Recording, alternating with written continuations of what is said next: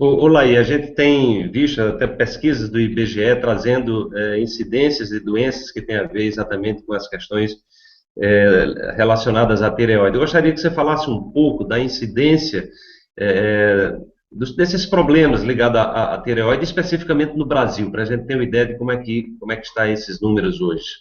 Eu diria que mais de 50% dos brasileiros têm algum comprometimento com a tireoide.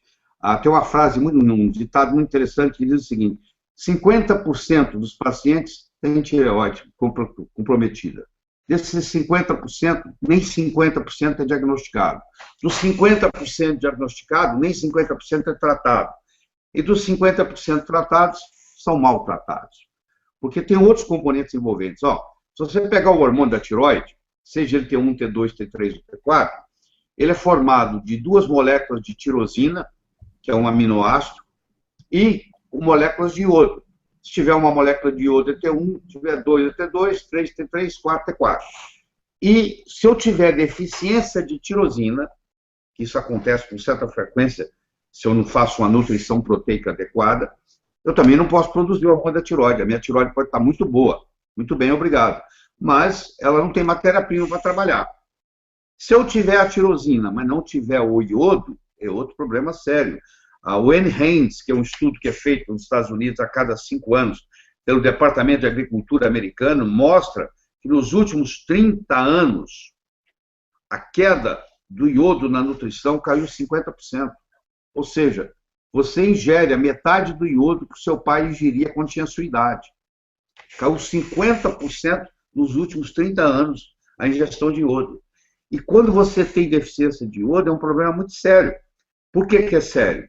Porque nós temos mais ou menos 1.500 miligramas de iodo no corpo. Só 50 miligramas, ou só 3,3% está na tireoide.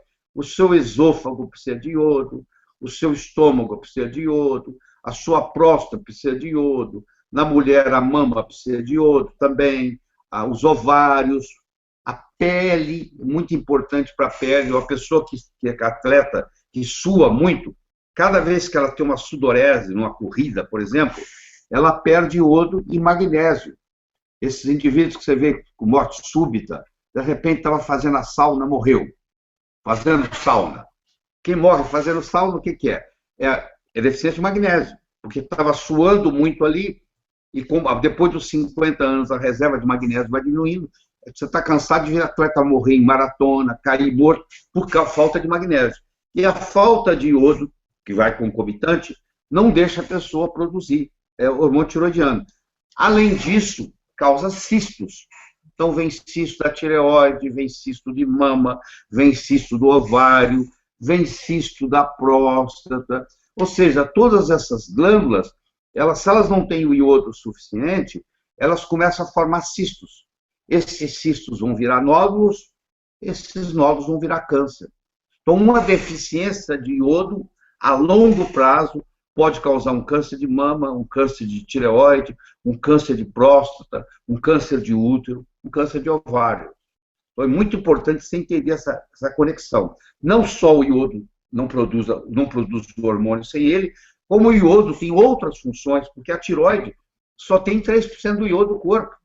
A pele tem 20%, o músculo tem 30%, o tecido adiposo tem 32%. Então, quando falta iodo em todos esses lugares. E na medicina, infelizmente, nós temos o que nós chamamos de iodofobia. O médico acha, erradamente, que se ele der iodo para uma pessoa, ele vai lesar a tireoide dessa pessoa. Por que ele acha isso? Porque no momento que ele começa a dar iodo, há uma elevação do TSH. E na medicina clássica, o TSH aumentado quer dizer lesão da tireoide. Não nesse caso.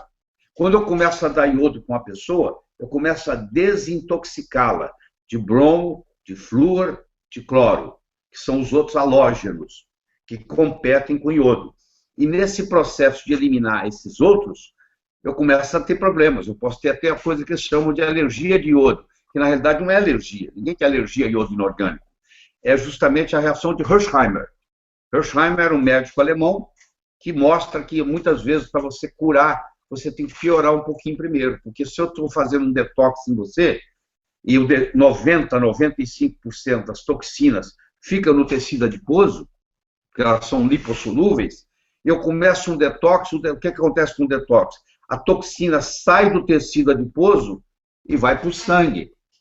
E aí ela vai para o cérebro, aí tem uma reação, dor de cabeça, entendeu? Tem o chamado Alzheimer. Então, muitas pessoas pensam que estão piorando, na realidade estão melhorando.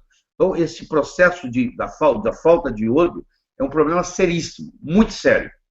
E, como o médico tem medo de trabalhar com iodo, tem estudos lindos mostrando que quanto mais cedo você começar a dar iodo com a gestante, maior vai ser o QI da criança. Eles têm estudo comparando, começando a dar iodo para gestante com 3, 4 semanas de gravidez, 16 semanas de gravidez, ou no pós-parto, na amamentação, e avaliando o QI, coeficiente de inteligência dessas crianças, 18 meses depois. E é impressionante a diferença. Quanto mais cedo a mãe começou a receber iodo na gestação, mais inteligente é o filho. Infelizmente, nós não nos beneficiamos disso, porque o ginecologista tem medo de dar iodo.